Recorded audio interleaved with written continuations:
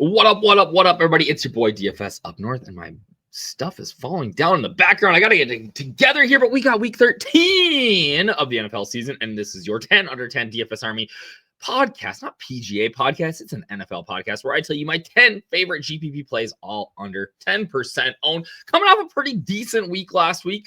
We had some hits, and if you see that scroll on the bottom, we have brought back the 50% off your first month with BF 2024. That's Black Friday 2024. I'm actually filming this on Small Business Saturday, and you want to know what? DFS Army is a small business, so support us today and become a DFS Army VIP.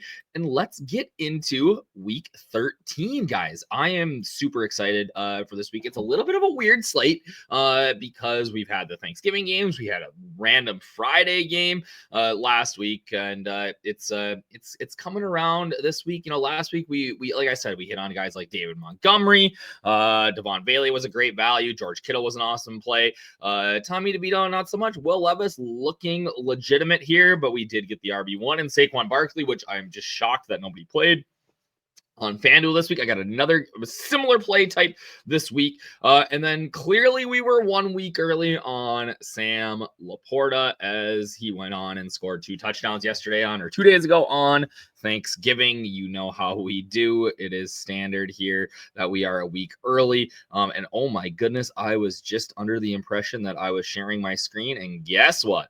I ain't. There we go. So like I said, not a terrible week for us last week. 2.26, 2.65. You know, not too bad.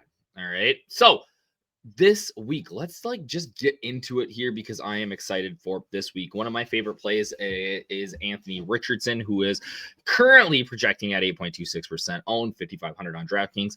Love me some Anthony Richardson here. No Josh Downs, which is a little concerning. No Kylan Granson, which is less concerning. But we just saw this Pats defense get lit up by Tua. I think that Richardson is a guy that can go for 30 every single week. I love pairing him up with like an Adonai Mitchell, who's super cheap, you know, so that could be sneaky. But the way he runs the deep ball, right? Obviously, no Downs hurts a little bit. Maybe he runs a little bit more, but I love Richardson here. Other quarterback that I love this week that is a mega cheap and allows you to fit in a bunch of studs is Bryce Young, the guy we left for dead a couple of weeks ago. Bryce Young is sorry, I was looking at Saquon. But Bryce Young is a smash play this week at 4,700. It's just way too cheap. You can play guys like Saquon, play guys like Joe Mixon, right?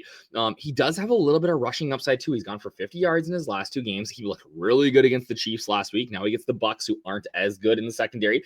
I think Bryce Young is a sneaky GPP winner this week, again, because of the, you know, if he gets you 18 to 20, that probably gets it done, especially if guys like Saquon smash. Like, what are we doing here? We just saw it last week. He is the MVP in the NFL right now. Every single week, he's in a 51-point total game.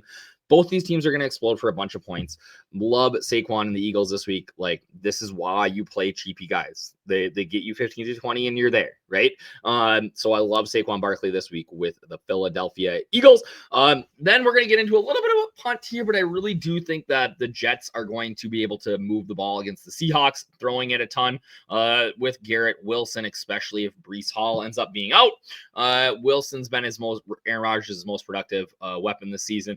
I do think that he has a big game here at lower ownership. And then on the other side of that Panthers game, I think this is a great bounce back spot for Cade Otton. 4,500 is far too cheap. I think he's about $1,000 too cheap here. People are going to flock to old man David Moore, who I honestly did not even know was still in the league. But I think Baker ends up throwing into Otton a ton here. He smashes, fairly cheap tight end play, and gets you there in the nuts. That's an easy run it back piece with your boy Bryce Young. Moving over to FanDuel. This, my friends, is the DFS Army Domination Special. If you don't know what the DFS Army Domination Station is, our optimizer, right? And when I ran it, I ran 3 lineups. Boom, boom, boom. Just kind of dry. I didn't really mess with anything. Boom, boom, boom. Sam Darnold for FanDuel. Okay. All right. Let me try 20. Boom, boom, boom, boom. 20 Sam Darnold lineups. I'm like, let's try 100. got 90 Sam Darnold lineups. So the domination station loves Sam Darnold and the Vikings this week. Just a fantastic price and ownership combination here. The ceiling projection is high against the Cardinals. I can see why the DS is smashing him. And I always say, domination. I always say Vegas is smarter than me, but the other thing I always say is that the DS is smarter than me too. And when it's giving you something like that, you just have to trust it. Play Jay Jettas, play Addison, who smashed last week. I don't think you need to go to like a Naylor or a TJ Hawkinson. But yeah, I love the Vikings in this game. The other guy, I'm going right back to the well with Will Levis, who had a fantastic week last week. He is starting to look like a legitimate quarterback. Gets a Washington defense that just got beat up by the Dallas Cowboys and Cooper Rush. Like, he's going to turn the ball over. It's what he does. But he's taken off enough 8 times last week. He's bound to break one of these at some point or get into the end zone, right? Like, I love Levis here. You put him with Ridley, Westbrook-Akine, run it back with Terry McLaurin or even a Brian Robinson because Eckler's unlikely to play. There's that Bell Black Friday 2024, 50% off your first month of VIP. All right, this is the exact same situation as last week with Joe Mixon. All right, 40 burger written all over him in this matchup. I love Mixon. Again, this is why you play the cheap wide receiver or the cheap tight ends, because you can get to guys like Mixon who are going to smash. All right. So I love Mixon on both sites, but particularly on FanDuel where he's priced up, but is going to be less owned over there. Adam Thielen, I think, coming back from injury last week was fairly quiet, but with Bryce Young starting to look like a legitimate quarterback, I think, and especially with Bryce Young's tight end going out, I think that we see a possession receiver like Adam Thielen really do well here, especially in the end zone. I think we could see a multiple touchdown day from Adam Thielen here. And then finally, your defense special for the week is the Buffalo Bills. Actually, you can play the 49ers here too. I don't care, but we are looking at like feet of snow in Buffalo. To be honest, I would not be shocked if they moved this game, but if they play it right, I love the Bills defense here. Love the 49ers defense, just with the injuries to the 49ers offense. Purdy's gonna play, but I think he's gonna be limited.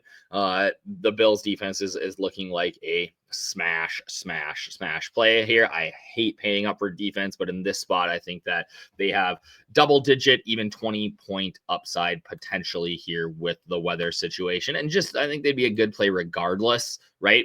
Doesn't matter about the injuries, but definitely like them this week. So short and sweet and to the point for you guys this week. I use that code BF2024, 50% off your first month.